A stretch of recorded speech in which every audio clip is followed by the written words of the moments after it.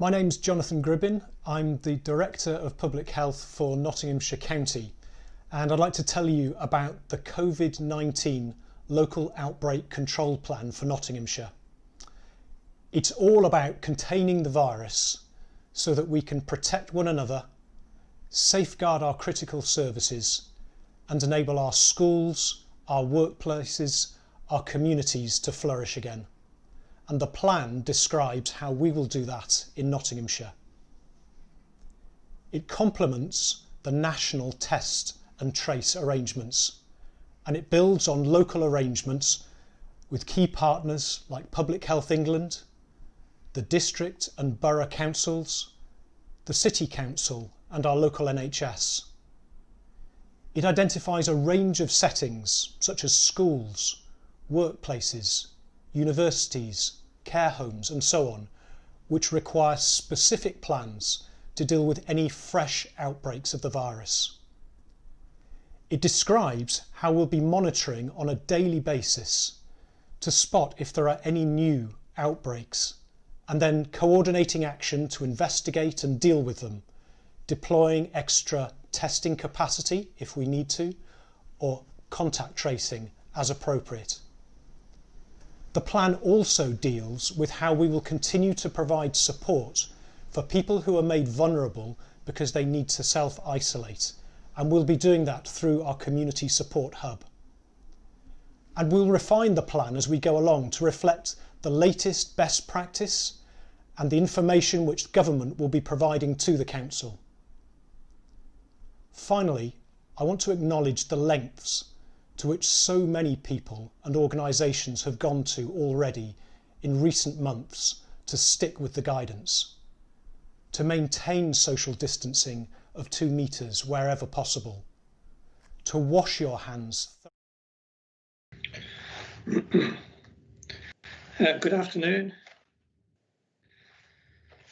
This session is dealing with the site allocation briefs, which are at Appendix 2 of the plan. And I would propose to just go through those in order. Okay,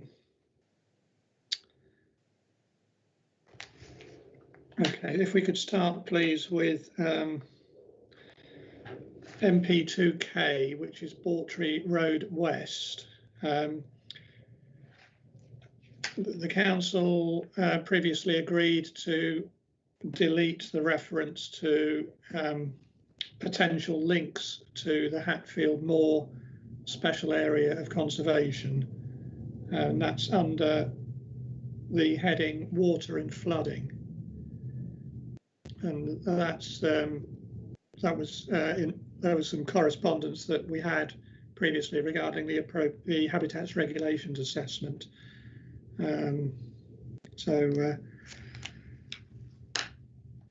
Just wanted to flag that one up. I'm sure it's been taken. It just doesn't seem to appear in the schedule of modifications. Sir, I thought it came into PM 54. PM 54. Yes, sorry, it does. Yes. Okay, MP2L, Scrooby Thompson land.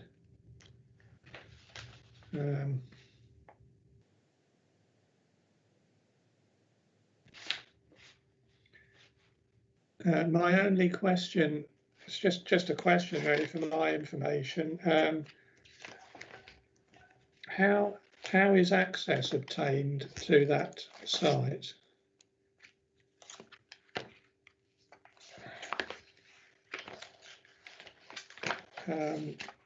Scrooby Thompson land, MP2L, it just seems to be an isolated site, separate from the other, current and proposed sites. And I was just curious as to how the access arrangements would work for that.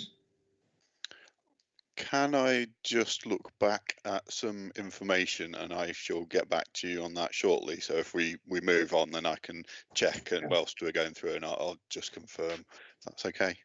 Yes. Okay. Thanks.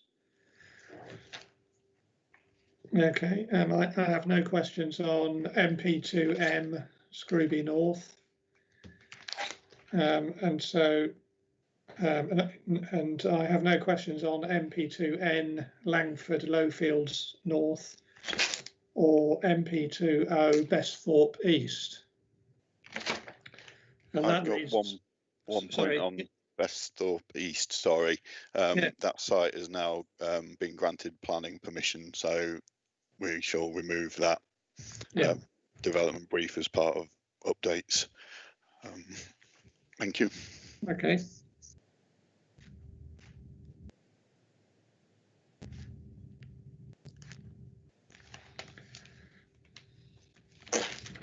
And that brings us on to MP2P Mill Hill near Barton and Fabis.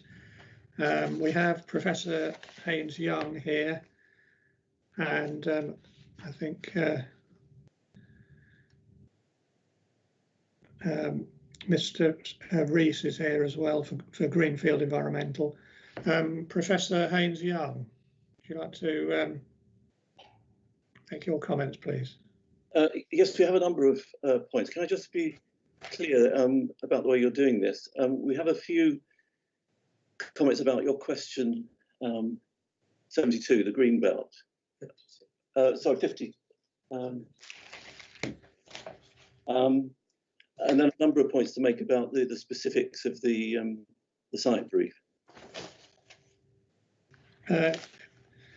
Right, sorry, which question? This was my 52 in the original. Well, it's in the original set of questions. It says, should the brief include requirement to consider the effects on the green belt?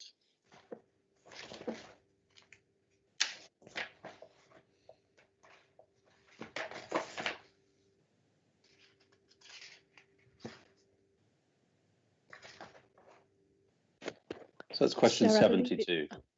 72. It's a very similar question to 56 as well in the supplementary.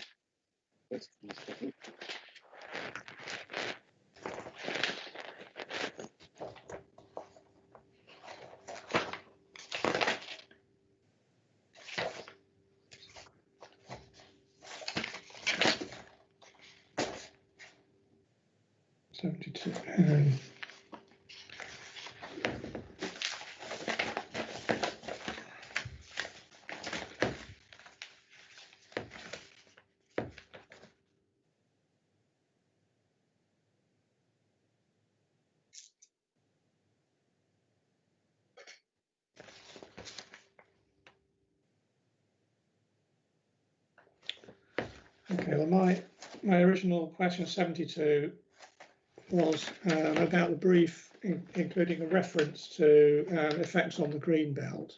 Yes. And I thought I'd seen an amendment. Yes, there's amendment PM 63, which the council has proposed to include an additional bullet point, subheading to refer to consider effects on the green belt. Okay, that's good. I mean, the point really we wanted to make there was simply that to emphasise that you know, the proposal consists of two distinct sections, and that while the quarry you know, may be consistent with the green belt on the floodplain, the processing plant is out with that and will have a significant effect on the green belt as an industrial plant. And we believe that, as we'll show from some of the points in the development brief, it will have a more significant effect on the green belt than is apparent at the moment. Okay, and what was the second question you were referring to? Was no, that's yeah. I think both of them.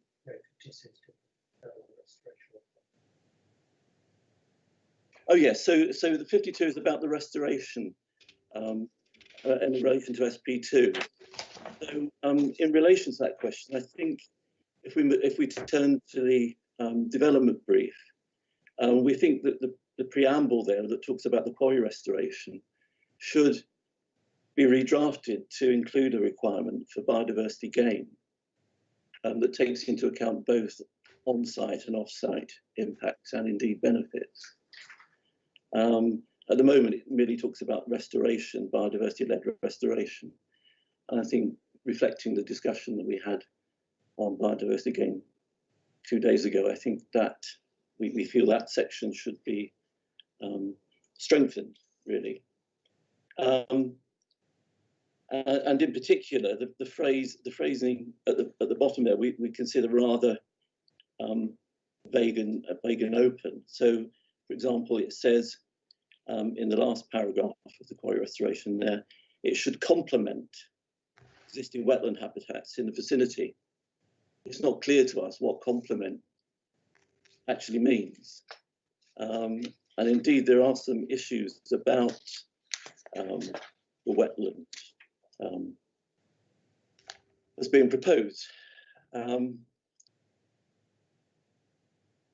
So one of the things that we feel that should be included in the environmental and cultural designations as a consequence, in order to clarify what we mean by complement there, we think that appropriate bird surveys should be undertaken, and this should include a very clear statement about the bird management schemes proposed to manage the aviation risk. So, these wetland sites are going to be very close to Attenborough, and if you're managing these sites to minimise the aviation risk, or this particular site, it may have consequences off-site for the wildlife at Attenborough. So we think this word complement should be investigated or clarified. Is it to strengthen the network? If you're strengthening the network, how does that trade off against the need to manage bird risk and so on? So that needs to be clarified, and of course that has a consequence for how you calculate biodiversity gain, and why we're emphasising that off-site impacts should be considered in calculating any biodiversity gain. The other piece of wording that's in that quarry restoration that's rather vague is that the last sentence there says opportunities in habitats to have multifunctional benefits should be explored and taken wherever possible. We feel that is rather vague requirement. I think a couple of days ago we talked about the need for flood alleviation. So we would argue that it should be more than explored and taken if possible. There should be some positive attempt at flood alleviation in any future scheme. We feel this is particularly important given the absence of any management, any mention under the water and flood of consideration of overlay and flow paths. We feel that should be included in underwater and flooding. A number of other development briefs. Sorry, could you repeat that last bit, please? Underwater and flooding, we believe that overland flows should be included. It's a point that's present in many of the other development briefs, and we think it's particularly relevant here.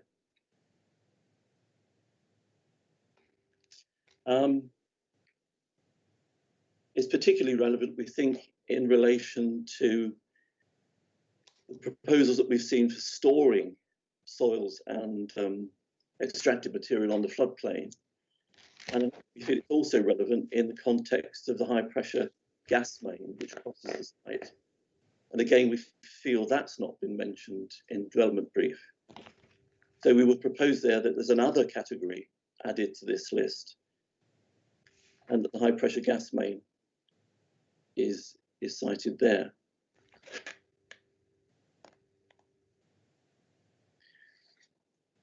Now, the reason we feel that those additions should be made is that observations of the site show that floods of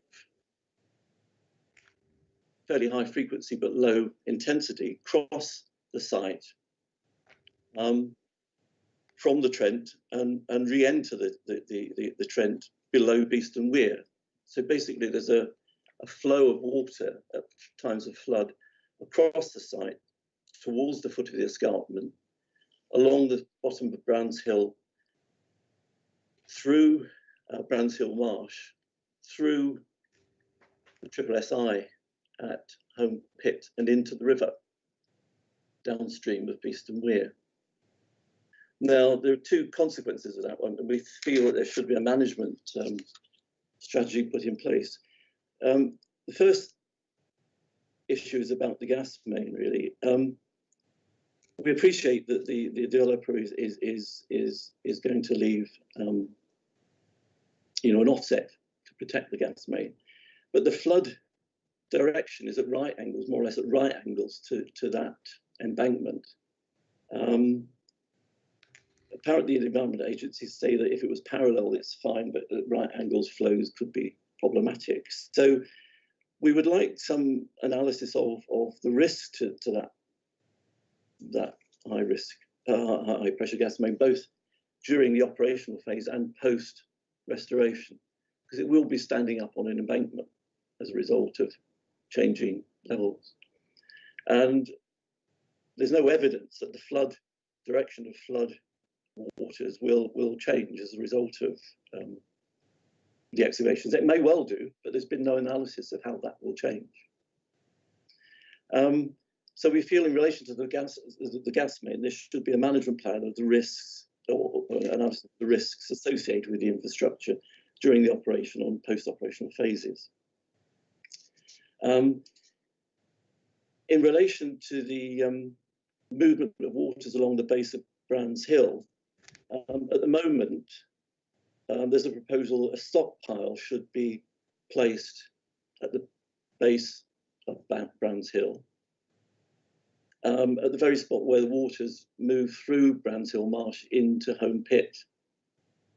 Now, when this was identified in the discussions for the planning application, it was suggested that at times of flood, that stockpile should be moved off the floodplain, presumably up onto Brands Hill, where the plant is, presumably.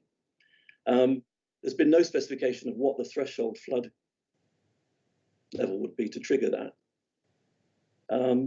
There's been no proposals, as far as we can see, where that material will be stored at the top of Brands Hill. There's only storage there for, you know, material going immediately into the processing plant. So we think that you know that redesign, if that is the strategy, that would have a further consequence on the impact of the green belts at the top of Brands Hill. And if it's not removed from the bottom, that material could wash into the Triple SI at Home Pit.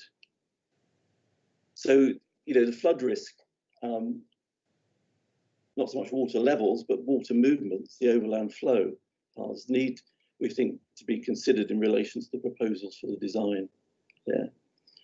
So that's why we would suggest these additions of the high pressure gas main and the overland flow underwater and flooding. And in relation, you know, to your question about storage of soils on the floodplain, that doesn't seem to be located on any of the plans. Where would that be in relation to the flood path?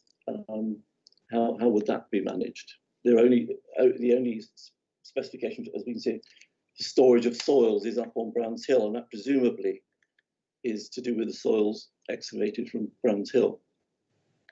So soil storage on the floodplain would also be something that we would ask to be clarified in this development brief.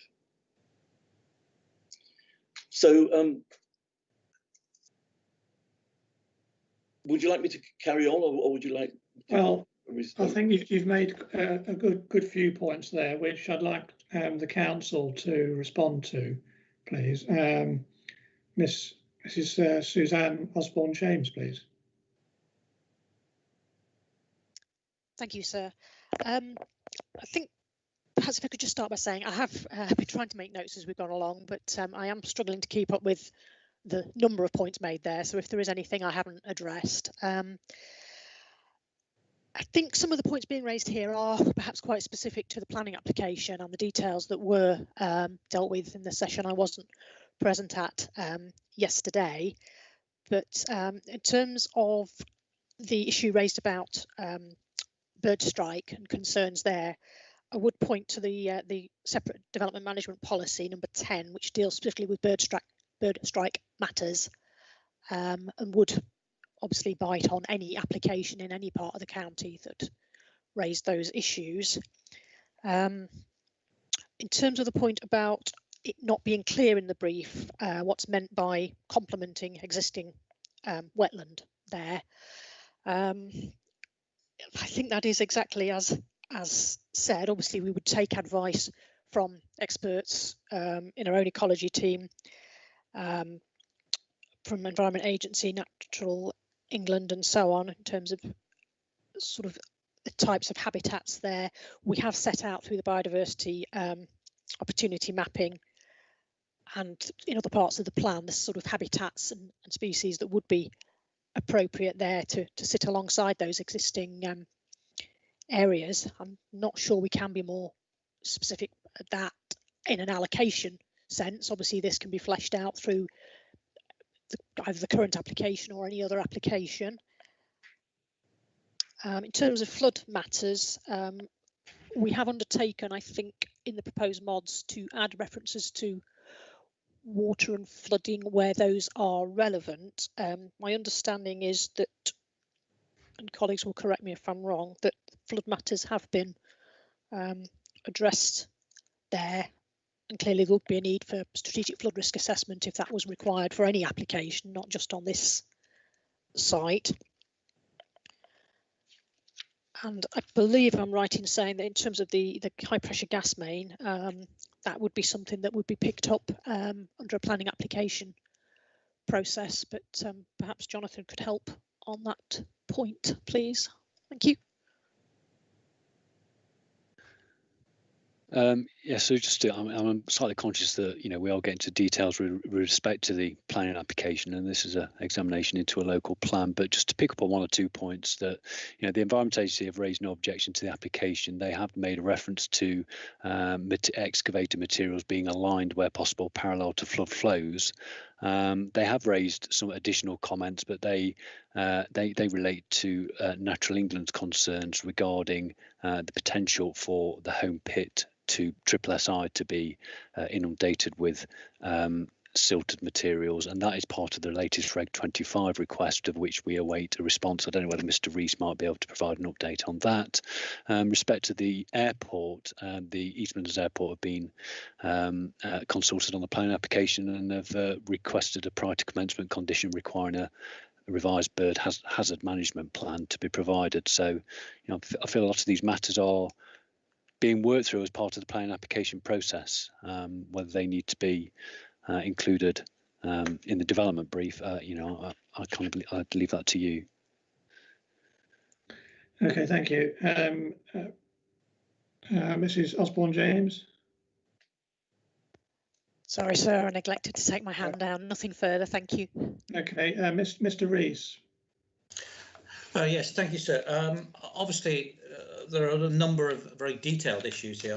The development brief, I think, should embrace the broad aspects of the development. But I mean, obviously, these issues have been raised, so I'll quickly run through what we agree with. I think one of the going back to the development brief and the amendments that the council have proposed in relation to Greenbelt, I think where we started with this, the site that we're talking about is in the Greenbelt, as a matter of fact, and I have no problem with inserting that into the development brief, because and the same thing about the Trent Valley Green Infrastructure Corridor. Once again, that's just a matter of fact, and that can be inserted. And I'm quite happy with the modifications as proposed by the council. In terms of some of the more detailed aspects of what's been discussed in terms of the flood flow, all developments on a floodplain have to have a detailed flood risk assessment, and a detailed flood risk assessment has been submitted with this site. There are no overarching objections from the Environment Agency. There are recommendations from the Environment Agency in relation to the plan, but that's pretty normal for any major development on the floodplain. In terms of the gas main, is once again, as a matter of fact, and there is a geotechnical assessment that's submitted with the planning application, which is something goes above what would normally be expected in most planning. There isn't a requirement for geotechnical assessment in the development briefs, but we have included a geotechnical assessment to cover the riverbank and the gas main as part of the application. I know that's an element of detail, but it has been completed, it has been done.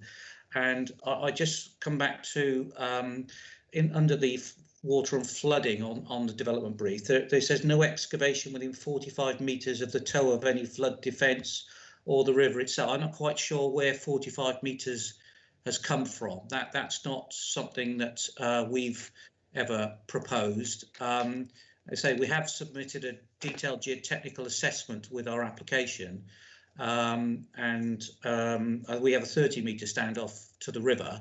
And that is pretty normal in most sites all along the Trent Valley.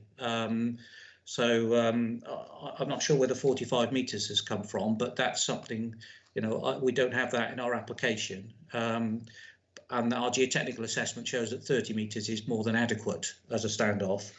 In terms of the comments about storing soils on the floodplain, there are no soils to be stored on the floodplain in bunds.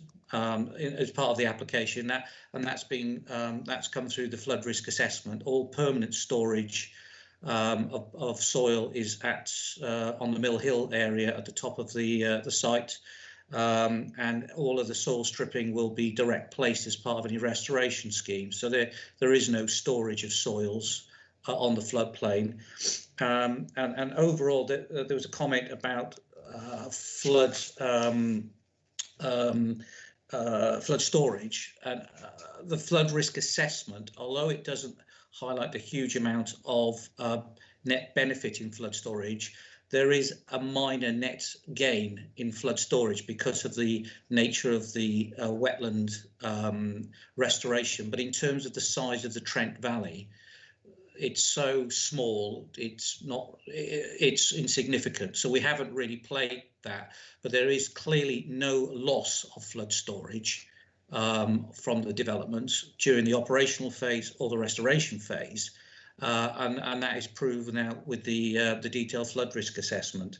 So I just want to make that very clear that there's no net loss. There is a minor net gain, but it is so small in relation to the size of the Trent Valley, it's inconsequential. And there was one more point about overland flows. I think this is something that's got so much detail that I'm loath to go into too much analysis. But the flooding of February 2020, I think, is an excellent example of 1 in 10 year flood events, which is quite substantial. And the amount of damage and pollution across the site with plastic. There was even a fridge turned up on the middle of the site from the flooding. The amount of the River Trent spilt its banks in 4 different places along the area between Barton and Beeston, and it flowed in huge areas where the deposits of material were very thick, and the river itself was flowing thickly with a silt deposit, which we estimate must have been around 20 or 30%. So with the gravel being stockpiled on the floodplain having a silt content of 3%, we don't agree with any of these comments from that have cropped up that there will be any adverse pollution impacts on Home Pit, which is 400 metres away from the site, and we just don't see it. And the Environment Agency have confirmed that that's not an issue either. So I think these are very spurious claims, and from our perspective, the natural flooding creates far more of an impact than anything that may occur from any runoff from any stockpile. So, okay, thank you. Thank you, Mr. Osborne James. Thank you, sir. Just to confirm, the 45 metre distance from the toe of any flood defence came from the Environment Agency when we consulted them on the sites. Obviously, we would defer to the EA, and we would be happy to change that based on any information that they gave us, but that was supplied by the EA. So okay, thank you. Professor Haynes-Young, do you have any further points that you want to make? Yes, indeed. Just to pick up on something, it's not our intention at this point to discuss the planning application. Our intention is to clarify the points on the development brief, which in our understanding is a guide for the drawing up of a planning application. The comments we made about the existence of a flood was simply to justify our suggestion that things like overland flow should be included. I've heard nothing to suggest, indeed Mr. Rees has confirmed the fact that there is considerable flow across the site. And we see no reason why overland flow paths shouldn't be mentioned. It's mentioned under Scooby-Thompson Land, it's mentioned under Baldry Road West. So why isn't it mentioned under Barton? If it isn't a problem, then the application, so it's not a problem. It needs the question to be asked. Similarly, with reference to the gas main, we appreciate that there are engineering solutions, and the planning application may well come along with a suitable response. But the point is, important infrastructure should be mentioned, should be considered. It's mentioned in the case of Langford Lowlands North. There's an electrical piece of electrical grid infrastructure there. The gas main is a significant piece of infrastructure on the floodplain. It should be mentioned so that these questions can be addressed in a proper evidence-based way. Similarly, with respect to the aviation risk, we do appreciate that aviation risk is an important thing. It would be mentioned and covered in a planning application. Our point there, however, is if you're managing and reducing bird numbers to manage the aviation risk, how does that sit in relation to the need to achieve a biodiversity gain or to complement other wetland sites? So these, by fragmenting it across these issues, you lose the overall vision of whether this site can actually deliver a biodiversity gain, or what kind of biodiversity gain could be achieved. So we are not trying to have a conversation about the planning application. That will live or die on its own. And it may well be that a different planning application will come along, which will have to address these points in the development brief. So the points we're making today is not to discuss the planning application. We're not interested in that yet.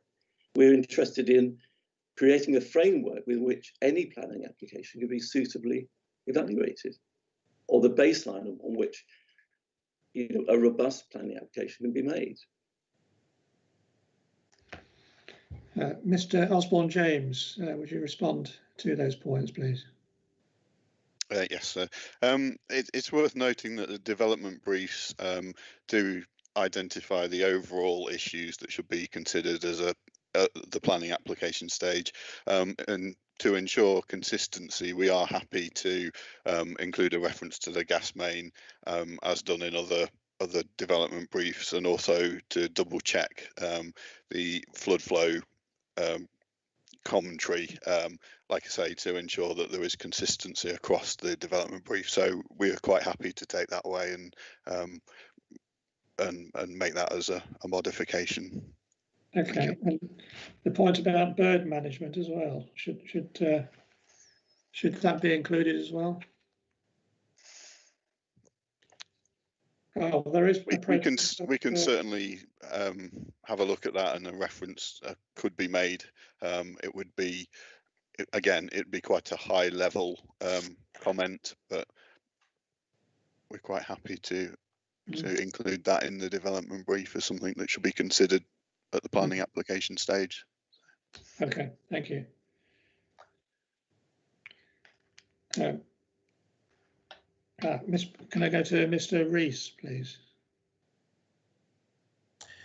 Yes, sir. I have no issues with including these in the development brief because they are, as we came back to earlier, that they are a matter of fact. The gas main exists, and we have dealt with that as part of our existing ongoing work. Yeah, the bird strike issue, it is within the radius of interest for East Midlands Airport, so we have addressed bird strike, so I don't have a problem including that.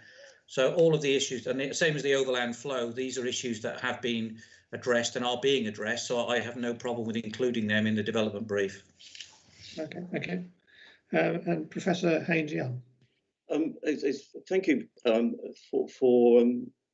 to all actually for accepting that we need to be consistent across the development briefs. So with that spirit, there are a number of other points where I think there are gaps in the development brief compared to other sites in the minerals plan, which could again strengthen the framework in which a planning application is considered. So if I could just go through those very quickly for you. Under the environmental and cultural designations, we feel a bullet point should be included in there to say that working should avoid the loss of designated areas. And where that's not possible, ecologically appropriate standoff should be used to minimise the impacts. That's very similar, certainly the first part of it, to what's said about Scooby Thompson Land. We feel the point about the high archaeological potential is very relevant, and we note the use of a metal detector on the conveyor belt. We're puzzled why just metal objects should be so emphasised, and wonder what about pottery and so on, and would like to stress there that there should be some management through appropriate survey methods, during excavation campaigns to make sure that the other aspects of archaeology were appropriately managed. We've covered the one on bird strike. And a clear statement about what the impact would be on neighbouring sites of any management plan. We suggest that the woodland and scrub along footpath 3, which is identified on the Greenfield map, it's the one that runs at the base of Brands Hill. We suggest that there should be a request there that the scrub is retained in order to provide a screening between the footpath, the very heavily used footpath, and the working site. Again, that's a similar kind of statement that's included in other sites about screening of footpaths. We think that there should be some reference in the footpath analysis to the footpath on the Attenborough side of the River Trent. So we suggest that the impact on that should be looked at. The importance of that is over 600,000 people visit Attenborough each year, many walk along the riverside path there, and enjoy the open and clear views across the site. There's been no serious analysis of the impact on amenity over there, apart from the proposal and to plant trees to screen the view on the bottom side of the thing. So we feel that the footpath on the other side of the Trent should be included. We also feel that some screening should be provided for the residential properties of Barton and Fabis, particularly in those sections of the flood bank which are less than 3 metres. It's not the case that the flood bank surrounding Barton and Fabis is greater than 3 metres in all locations. It's simply not.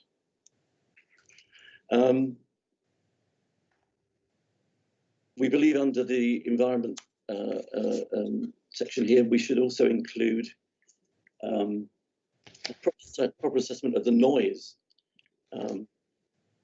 that takes into account the topographic location of the site. As you probably appreciate, it's flanked by an escarpment which causes considerable rebound of sound.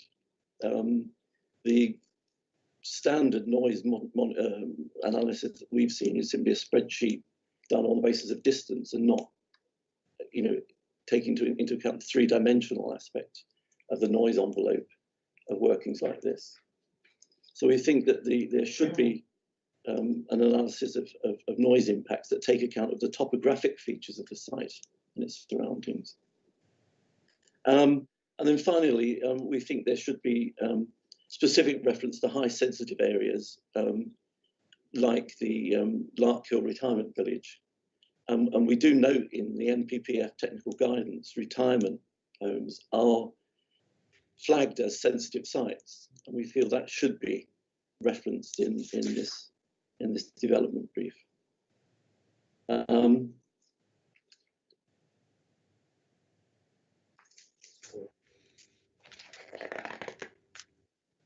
Let me just check.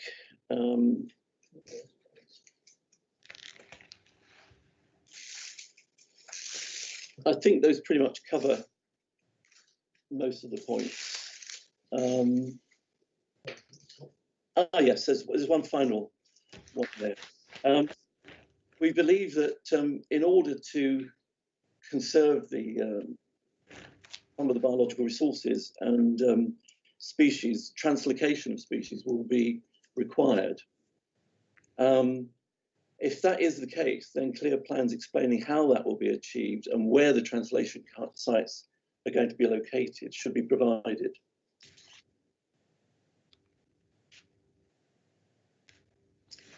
And then I think finally, just going back to my points, is that in terms of restoration, particularly of the processing plant at Browns Hill, that should include the removal of the track or the road that's constructed down through Browns Hill to gain access to the site.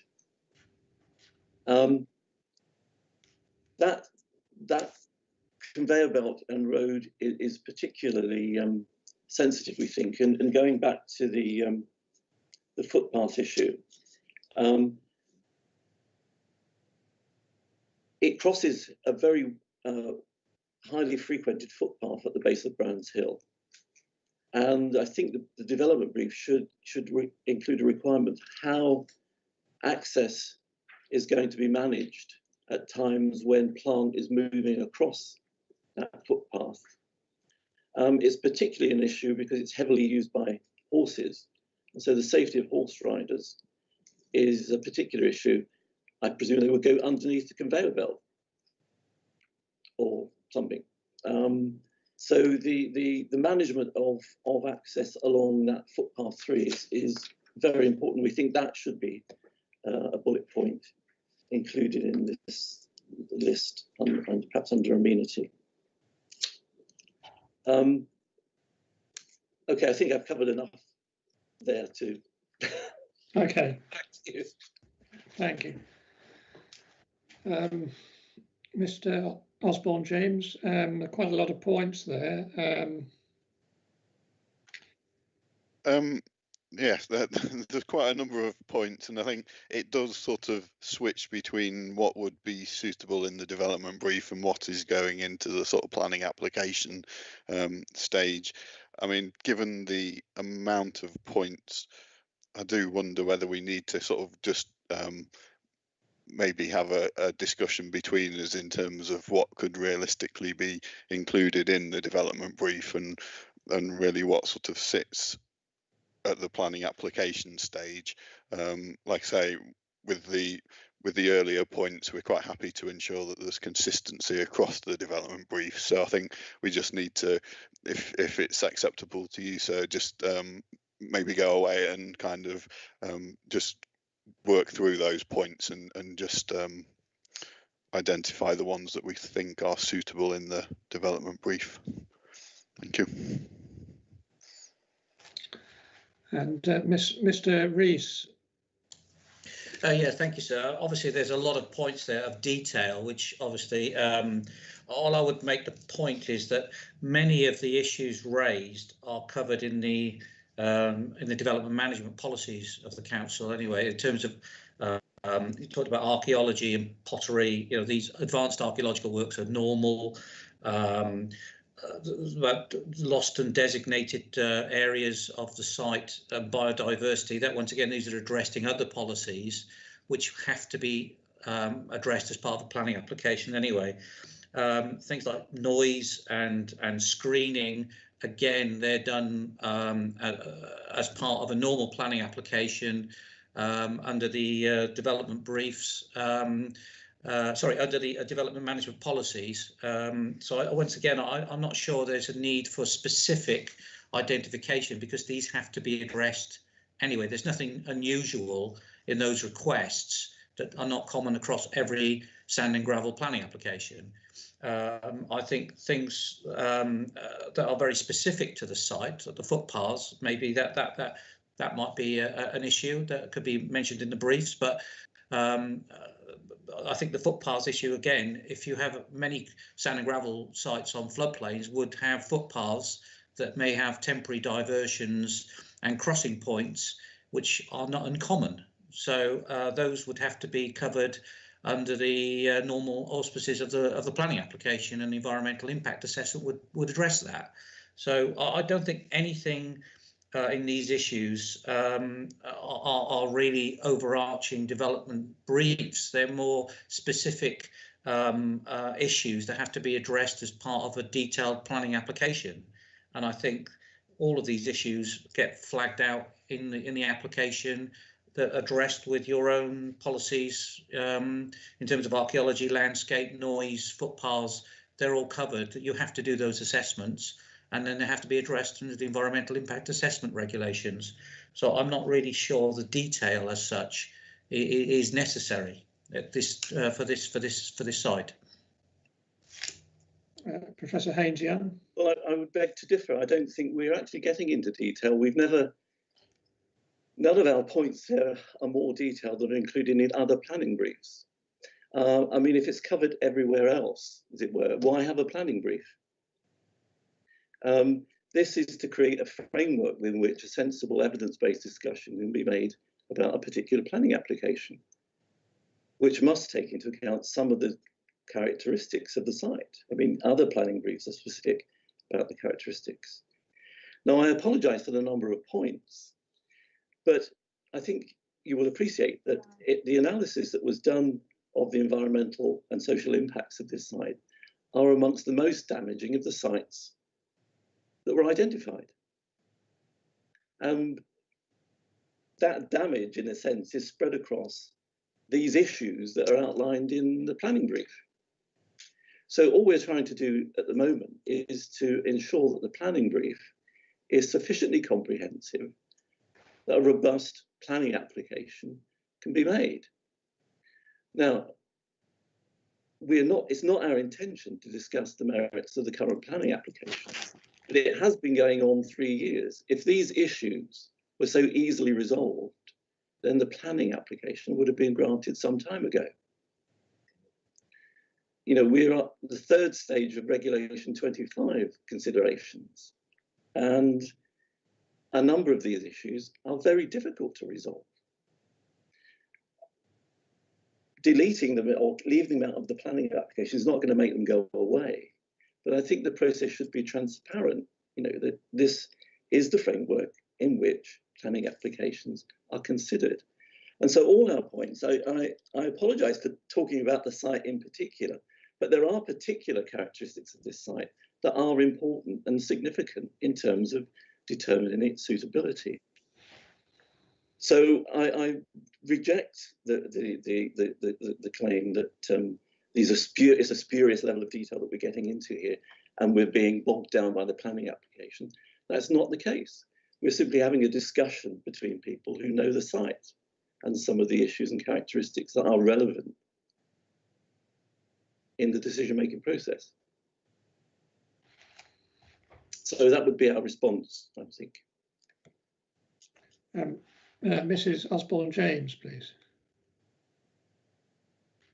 Thank you, sir. I think it might help just to sort of refer back here that all of the development briefs have been put together based on information from the sustainability appraisal, strategic flood risk assessment, the other appraisals that have been undertaken.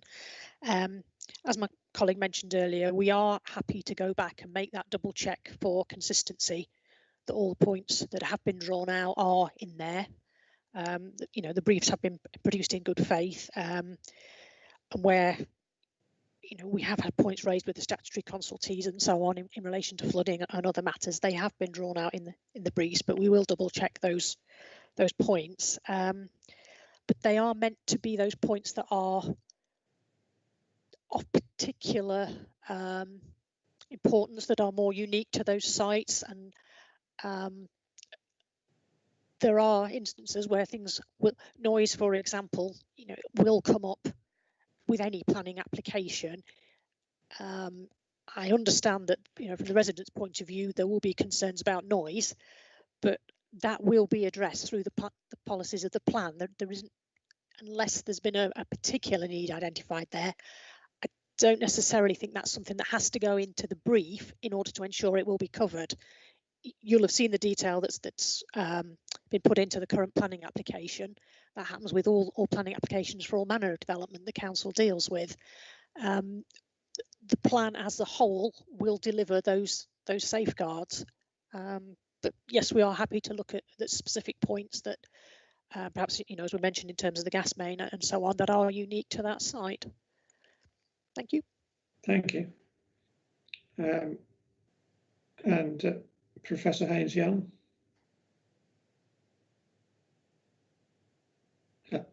Oh, your microphone is muted. Sorry, just one closing remark then. Ms. Osborne-James, thank you for your comment. We do appreciate that those development briefs were drawn up in good faith. We're not questioning that. But we would simply point to the fact that earlier in the sustainability assessment, the council itself noted that there was considerable uncertainty around a number of the assessments and a number of the factors going into that assessment. And so we see the function partly of this development brief for clarifying or identifying some of the uncertainty that relate to this particular site.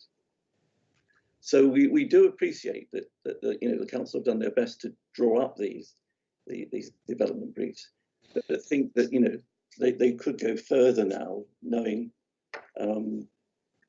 the details of particular site. So just in closing, we do appreciate the time, sir, that you've given to this particular issue. It is a very contentious one for us, not least because it is one of the most damaging sites, sites with the greatest impact identified in the minerals plan. So it does need sort of very careful consideration. We've tried to avoid today getting into discussions about the particular planning application. I hope you do appreciate that. And our intention has been to try to create the framework in which robust evidence-based planning can be achieved. These situations are very complex, and it's very easy for things to fall between the cracks, and we've been trying to simply help that process going forward. So thank you for your time. Thank you.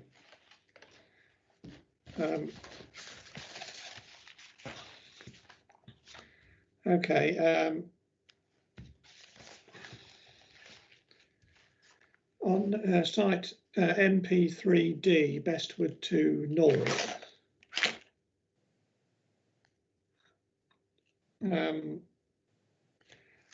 I've just got a sort of a minor query, really. It's about the first bullet point under environmental and cultural designations, and it just says, it's just the way that it's worded. It says the restoration scheme would have to demonstrate that the loss of the local wildlife site could be outweighed by the greater than county need for the development. I'm not sure that, I don't know, maybe would it be that any planning application would have to demonstrate that the loss of the wildlife site could be outweighed and that the restoration scheme should demonstrate that high quality habitat could be established and maintained in the long term. I don't know, it's just a query about the way that's worded.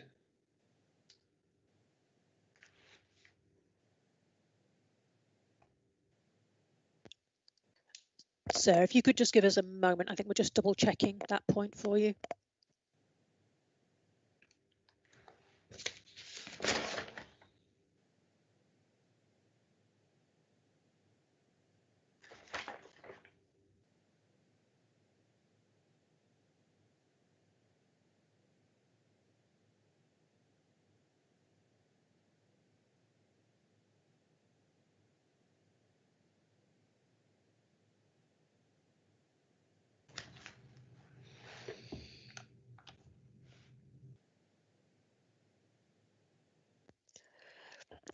So just as a sort of an interim point on this, there is a proposed modification in relation to we had described a whole loss of the site there. That is incorrect. It is actually a partial loss of the local wildlife site. Yes, yeah.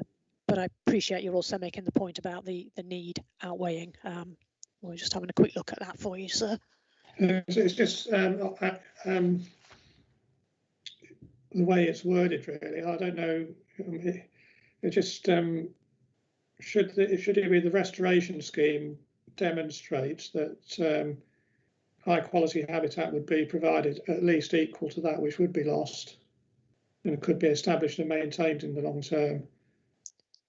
So removing that reference to need, is that what you were suggesting there, sir?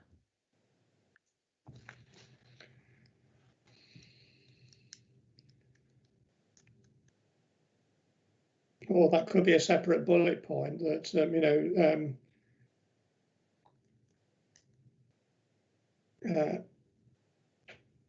it should be demonstrated that the loss or the partial loss of the local wildlife site could be outweighed by the greater than county need. You could probably move that to a separate bullet point. Thank you, sir. Yeah, I understand the point that's being made now. You can just sort of split that into two. Yeah. Yeah, I think that we can certainly look at that. That seems a sensible adjustment to split those 2 points out. Thank you, sir. Okay, thank you. I have no further questions on the site allocation briefs. Mr. Osborne James. Yes, thank you, sir. Just in terms of your earlier question about the Scrooby Thompson land and the access. Yes. We went back and double checked that for you. It's in our response to question 61 of the original MIQs. Effectively, the mineral will be transported by vehicle via private roadways to the existing access to the A638, which presently serves the operating Scrooby South quarry. And it sort of goes on to say that the operator has entered into an agreement with the mineral owner who has rights of access over the neighbouring land, and that's included in the information submitted as part of the call for sites, which was added to the document library, if that helps. Okay, yes, thank you. That clarifies that point. Thank you.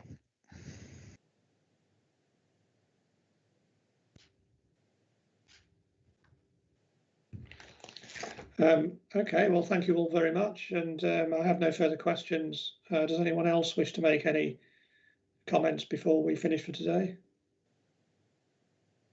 Mr. Keane. So thank you. Just one thing really with an eye on tomorrow.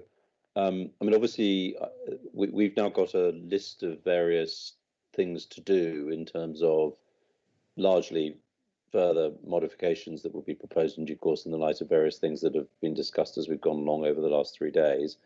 And so I'm sure I expect it's on your list for tomorrow that we'll run through those and make sure that we've covered everything that you think we need to, without jumping ahead to the exact drafting of everything, which will no doubt follow after tomorrow.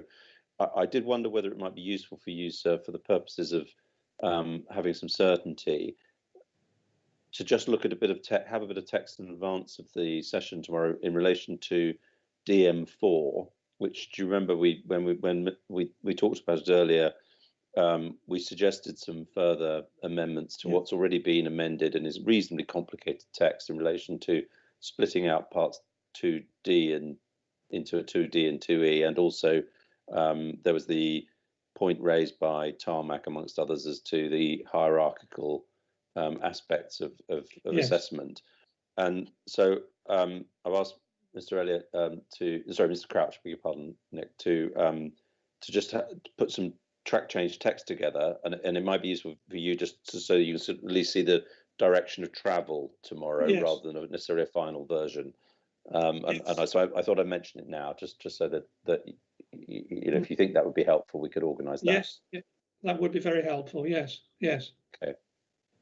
I don't know if there's anything else either, Sam, if you wanted anything in advance of tomorrow, because as I say, a lot of I think largely it's identifying that the list of things that will need to be included in further modifications, which we need to identify and ensure that our lists tally, as it were, rather than producing for you tomorrow the precise drafting. I imagine you're not expecting that.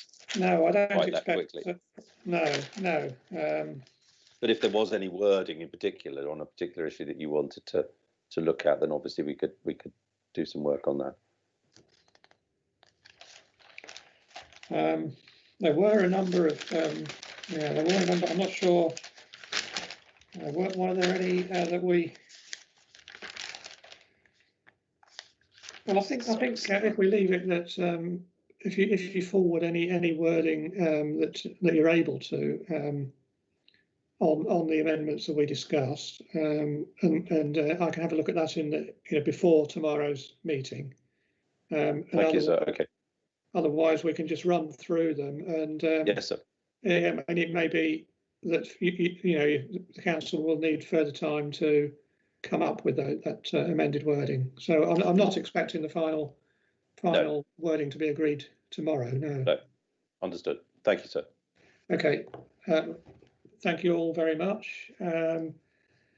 So tomorrow's meeting is a review meeting, which is really for myself and the council, and that's at 10 o'clock.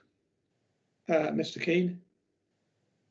Sorry, I don't want to stand on ceremony, because primarily that obviously is as you said, but just because other people are plainly interested in proceedings, and it's all part of the examination, isn't it? So I don't know whether anyone else has expressed an interest in being there, but I just mention it because.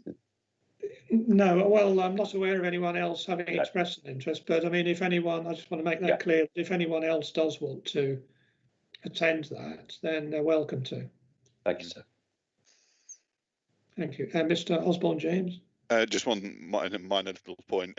It will be broadcast on YouTube, so if people did want to watch it, then it will be available if they couldn't make it or just wanted to view it then.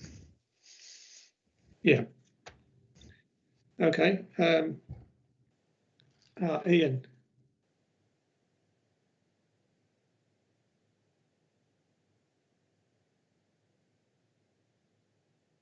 You're on mute. Apologies, everyone. Yes, I think it would be helpful for me if I could just get some clarity.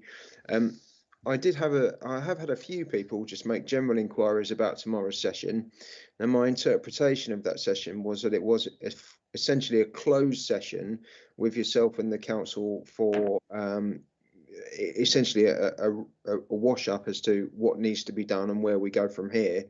My advice thus far to people has been that they'll be able to follow it online via the YouTube channel, council's YouTube channel.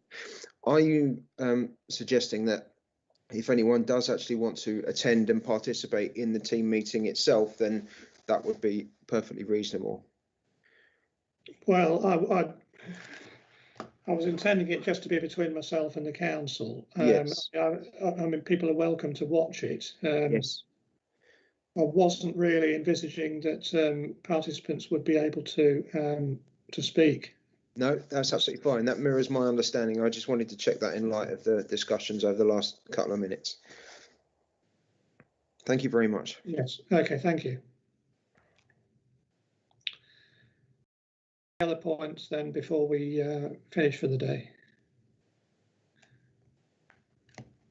Okay. Well, thank you all very much. Sorry, Mr. Keane. So I'm sorry.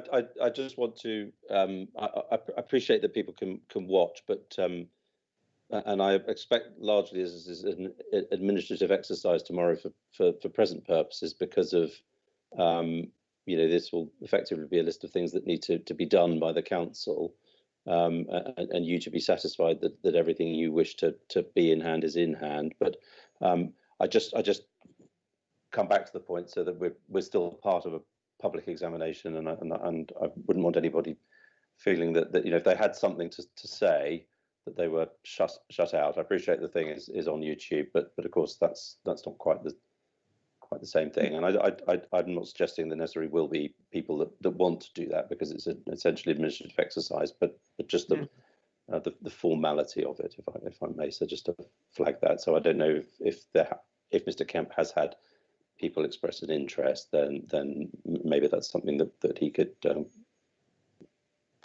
subject to your view, sir, indicate to them again that if they want to attend, they could do. Well, yes. I mean, as you say, I mean, it is an administrative exercise. Yes. Just going through what we've discussed already. So Yes. I don't want to sort of get into further discussion of anything. Absolutely not. It's really making sure that your to-do list is in hand, sir. Yes, that's really all it is, and people can obviously watch it on YouTube, but I've got no objection if anyone actually wants, feels strongly that they wish to attend the meeting as well, to watch. Yes. Okay. Thank you. Thank you. Thanks very much. Okay.